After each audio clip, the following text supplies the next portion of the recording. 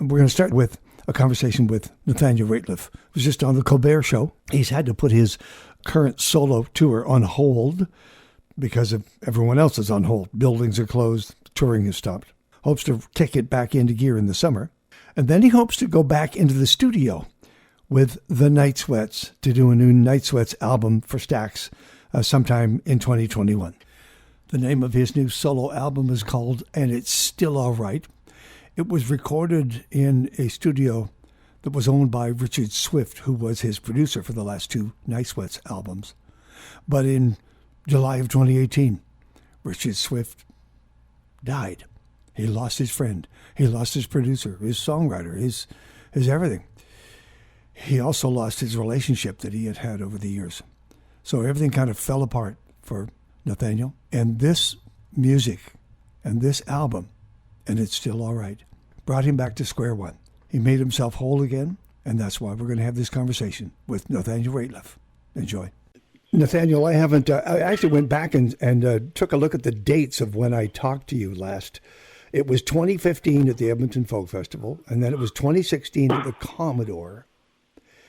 So that's not a lot. That's not a lot of time, but in hyperbolic music space time, career songwriting years, that's a long time.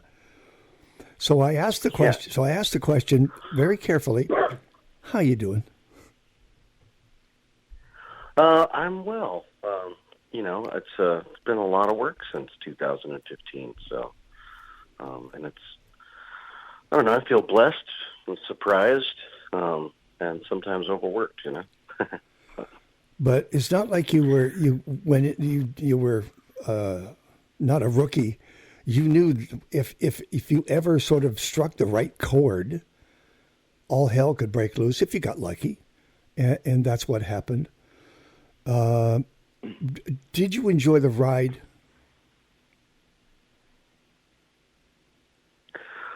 Yeah, I guess so. It's kind of a strange thing to figure out how to do properly. It can be pretty clumsy. But luckily I have, I've surrounded myself with, my closest friends and so we could stumble through things together. But, at some point, it's nice to have some sturdiness in your legs after a time, True. There's some importance in those words, and I appreciate it. You lost one of those friends, Richard Swift, who's just an amazing producer and friend for you for those two albums. I can't imagine the pain. We all have to deal with the loss of great and true friends. So it was. I was so heartwarmed to see that you recorded, but it's still all right, back at Richard's studio. Yeah, we went back March of 2019, and since it was, I wanted to go back to Richard's studio because he and I had planned on making this record together. So, which I assume the material would have been a lot different had he survived. And I ended up, writing kind of about him and a lot of the things that I was going through, and I guess sort of this whirlwind that's happened in the past 5 years. Like I said, it doesn't come without some messiness and some clumsiness. And so, yeah, it's an opportunity for me to write about that stuff. But yeah, Richard's, I guess, yeah, the studio was just really important. There's his spirit still feels like it's there to me. And, and I'm just so familiar with the way that room sounds. And I thought it was important to have it be a part of this record and to sort of fulfill my commitment to him. And his loss is certainly, it's something I think about every day. I think something we all think about every day. So normally I go by titles, the titles of albums. I kind of get onto the tracks. I sometimes backtrack and go back to the actual title of the damn album, but because sometimes it's just a marketing thing, but this isn't. It's a line that says, "But it's still all right." Can you explain how you came to that line and those thoughts? I just kind of came across that on accident. I had it was just sort of I don't know, the song ended up kind of being about kind of examining all the things that have happened and talking about it, not just, and, I reference my personal life, but I feel like it's, a generalization of kind of the way life is, and it's, there is struggle and there is loss, and I feel it's important to recognize those things, but then also try to find hope and joy and looking into the future is, that we're still here and there's still more to work towards, and more to discover, in our own lives. You used a phrase backstage at the Commodore Ballroom. We were talking about times and spaces. You were talking about relationships, about time away. Here you are backstage. You're time away. How do you carry on a relationship and have a normal family situation? But you said it's a balance that we're going through, because there was times when I just felt like I was spinning my wheels, and when we were slumming it all, sleeping in one room, me and the band. Have you found that balance, do you think? At least we don't have to share rooms anymore. Yeah. I'm still trying to figure out a balance in between, what is my personal life and what is my career now, and and then also my career is dictated by the thing that I used to find so much solace in, and some escape, and so it's trying to shift, I guess, my understanding of what I need from all those things, and where all that lies, and I guess how to compartmentalize it a little bit. So it's still a bit of a learning process for me. So. Okay. Just one more thing, looking back in the two times that we hooked up, I got the sense when I came away from Edmonton and the Folk Festival that even though the Kimmel thing was brand new and all that, or Jimmy Fallon was all new, I got a sense that you were very comfortable with the folk world that you were surrounded by there. And then I started to do my history and went back and realized that you'd spent many, many, many years doing that circuit. So this album doesn't come as a complete surprise, because it's quiet, it's contemplative. There's strings in there. It's incredibly good songwriting, and I applaud you for that. Thank you. You obviously feel comfortable with that form. Yeah, there was years of, like you said, years of me, kind of troubadouring around and playing songs by myself, in the folk world. But, I think with the change of the Night Sweats and all the stuff I learned in the years by myself, I feel like this record is kind of the culmination of all those things coming together. And so part of me wanted to have a little bit of a separation from what I did by myself in the early days of my career. But I don't feel like this is too big of a departure from that. And, but I definitely, all the shows we've played and all the years I've been working at this, I just feel so much more comfortable with my voice and feel more comfortable writing about things where I feel like in the past I would kind of get in the way of the song and fear that I might someone would discover that I'm writing about them, I guess, Can you give me an example? So I was going through a divorce while I was making the second Night Sweats record, and a lot of the songs allude to that. Yep. Songs like "You Worry Me," but I wasn't, I couldn't say clearly what I wanted to. Whereas, this song or this record, I felt fine with writing songs like "What a Drag" and "All or Nothing" that are, very much about my feelings of that situation. Did you lose your friend Richard before all these songs were written, or after, or during? I had started all.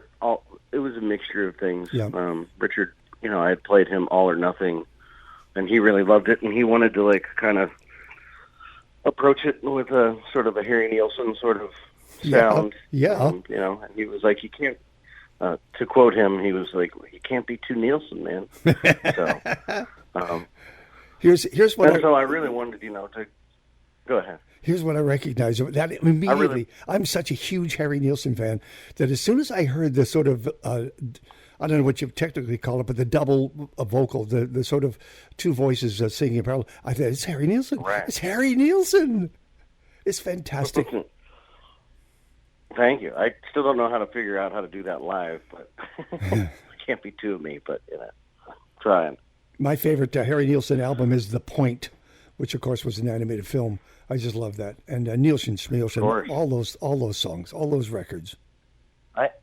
I actually did when they reissued it. There was a bunch of artists that did the songs from The Point, and I did "Are You Sleeping?" So,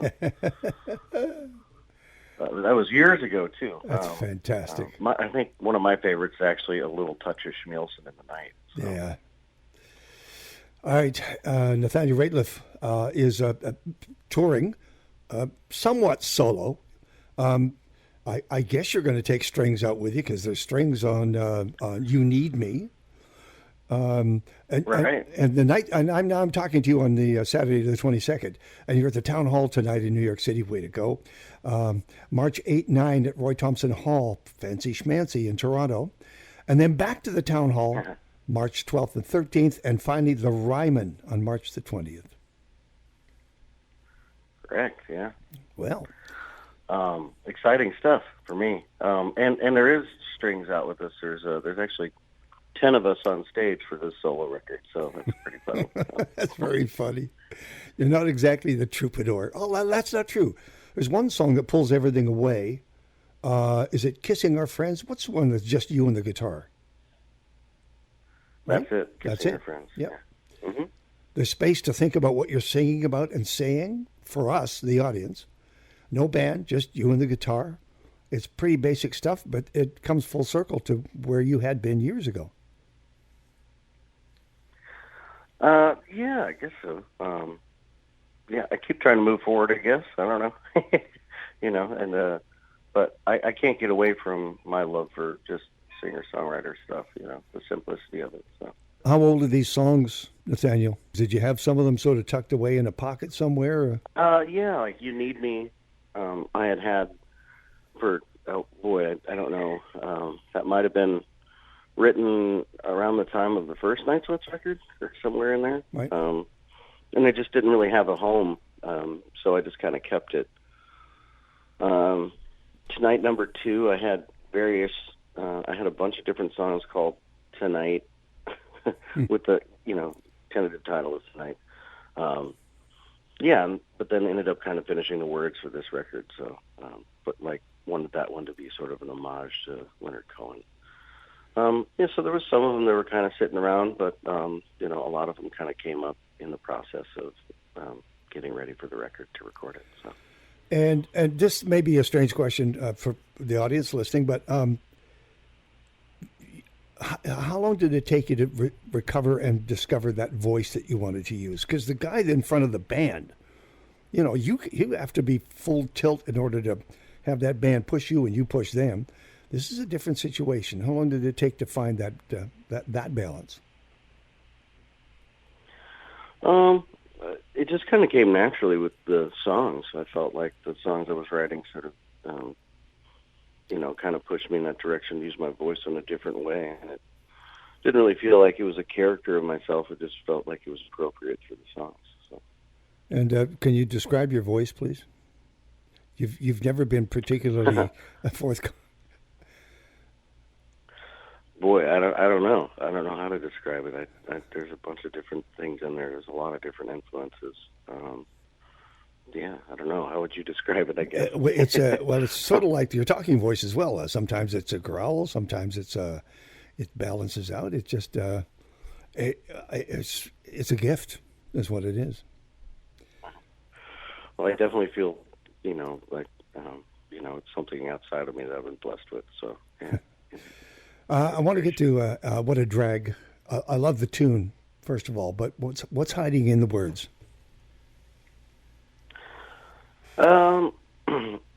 It's funny because some people mistake the words for being "I left I love feeling alone, but it's I left feeling alone. So, it's kind of, it was about the separation I was going through.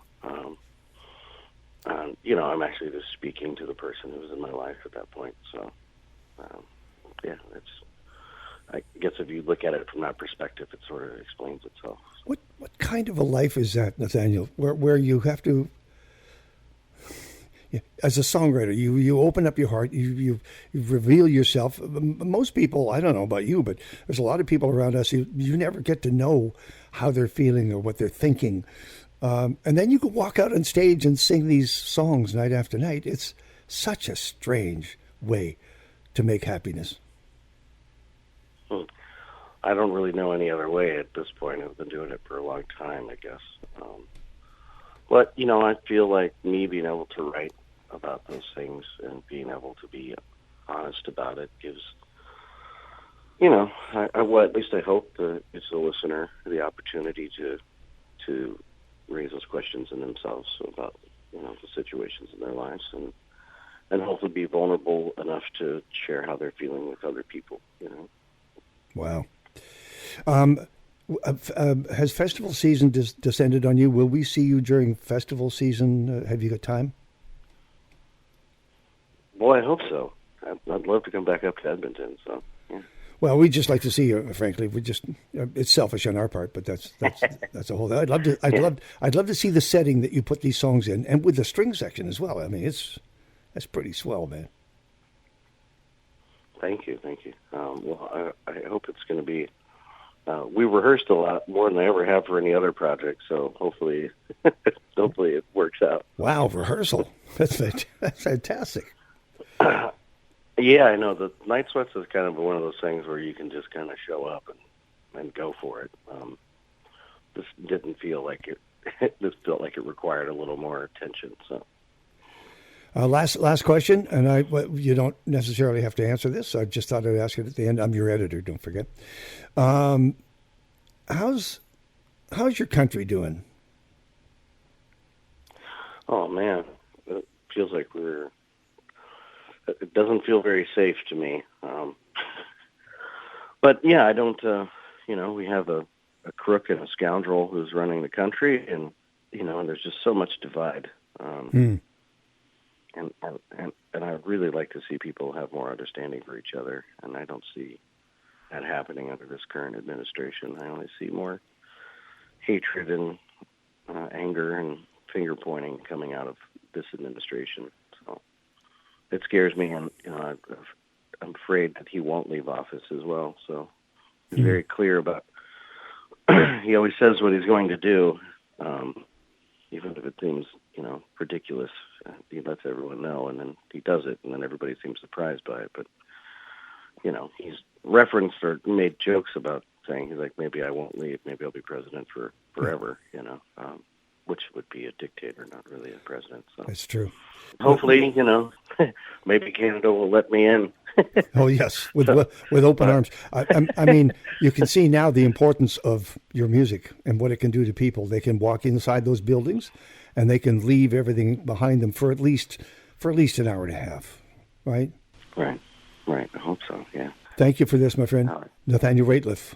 Check out this album. The songs are strong and wonderful, but it's still all right. Is the name of the album. Nathaniel Rateliff, a guest on Mulligan's 2. A conversation with Nathaniel Rateliff about his new album, and it's still all right.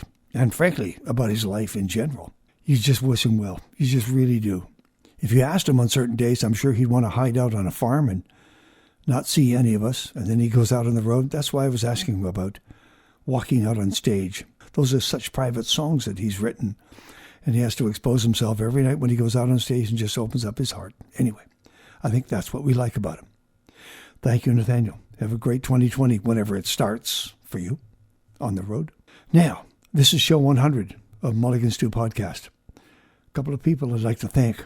Professor Elliot Garnier, who got the whole thing started and schooled me as I went along and made my mistakes. Corey Wood is also part of that relay team, took the baton and ran with it. Meg Mulligan for putting up with all of this, and you for subscribing and listening and encouraging me. I appreciate it very much. I wonder what the next 100 will be like. Frankly, I don't even know what next week is. I've got a list a mile long, and I don't want to have to choose now. We will get on with 101 next week, and I hope you'll join us.